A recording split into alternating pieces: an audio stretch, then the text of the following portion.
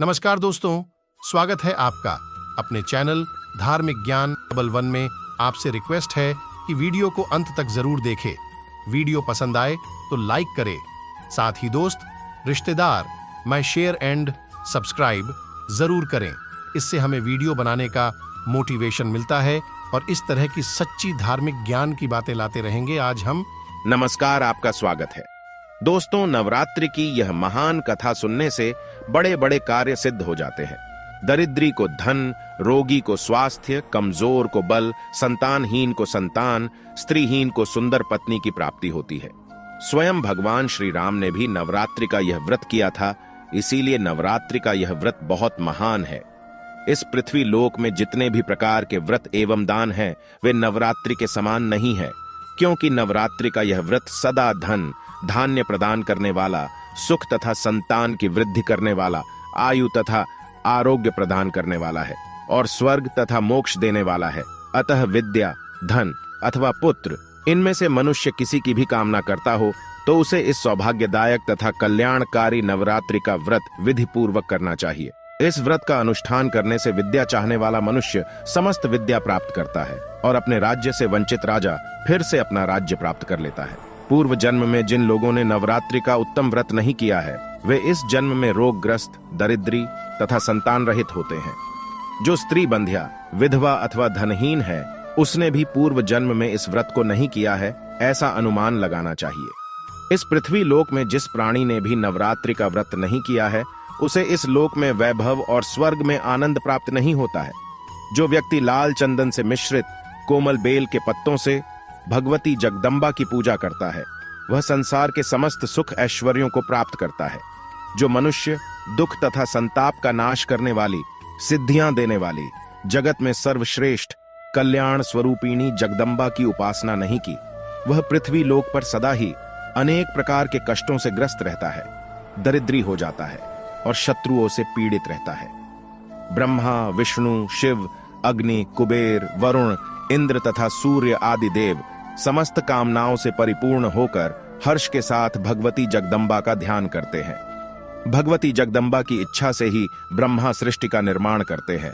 भगवान विष्णु अनेक अवतार लेते हैं और शंकर जी संसार को भस्म करते हैं। उन कल्याणकारिणी जगदम्बा का पूजन निश्चित ही करना चाहिए। इस संपूर्ण संसार में ऐसा कोई भी देवता, मनुष्य, पक्षी, सर्प, गंधर्व, राक्षस, पिशाच एवं पर्वत नहीं है जो मां जगदम्बा की शक्ति के बिना अपनी इच्छा से शक्ति संपन्न करने से समर्थ हो। इन सभी को मां जगदम्बा से ही शक्ति प्राप्त होती है। यदि कोई महापापी भी नवरात्रि का व्रत करता है तो वह भी समस्त पापों से मुक्ति पा लेता है। इसमें लेश मात्र भी विचार नहीं करना चाहिए। आइए दोस्तों, आपको सुनाते हैं नवरात्रि की महान कथा।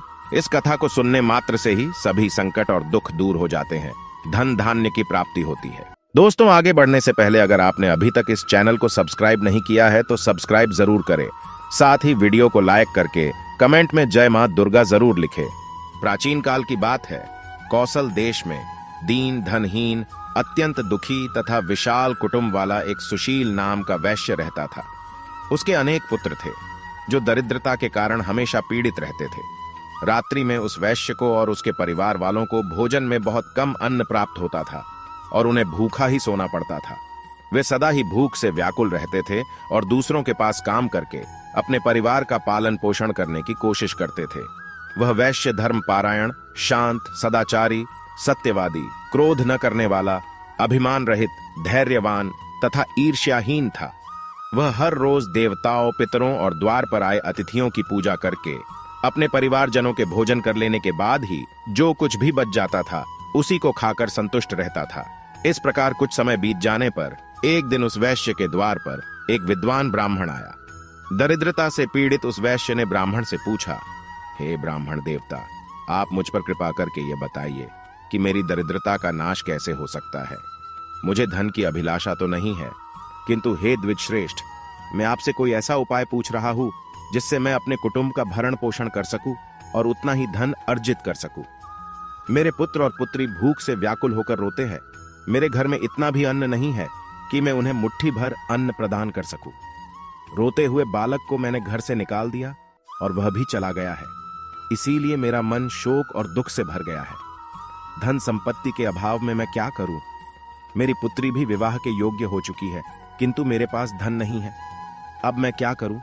मेरी पुत्री भी विवाह के योग्य हो गई है और कन्यादान का समय बीता जा रहा है। कृपया आप मेरी सहायता कीजिए। हे विपेंद्र, इसीलिए मैं अत्यधिक चिंतित हूं।